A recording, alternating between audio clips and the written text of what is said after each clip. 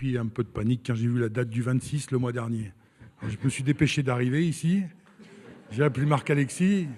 Mais t'es où? Il n'y a personne. C'est le mois prochain. Bon, ok. Ah oui, si, j'ai croisé le maître de ces lieux, donc il m'a dit, mais qu'est-ce que vous faites? Eh bien, je cherche la lumière, il n'y a personne. Voilà. Et alors, dans le pré, juste à côté de la porte, il y avait un âne. Et je tombe sur lui. Et il me regarde comme ça. Ben, j'ai dit, tu sais pas, mon gars, on est deux. Hein. Voilà. J'ai pris en photo, j'ai envoyé. J'ai dit, il y en a un qui regarde et un qui prend la photo. Est-ce que c'est bon pour le dispositif technique? Ah, mais il n'y a pas de bouteille dans la caisse, là. Oh non.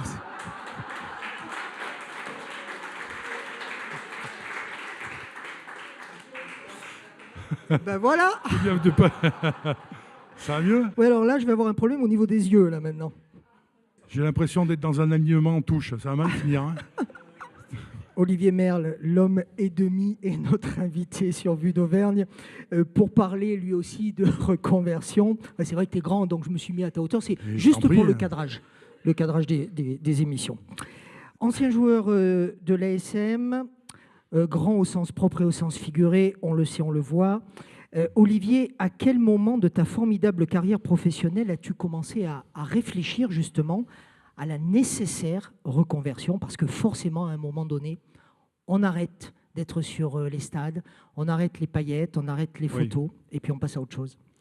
Mais c'est vrai, je pense que c'est après ma carrière internationale, donc ma carrière nationale au plus haut niveau continuait toujours, mais il y avait quand même un rythme différent par rapport à ce rythme match avec le club, top 14, championnat de France, Coupe d'Europe, on enchaîne, on part en tournée, on reprend avec le club, il y a le tournoi, etc.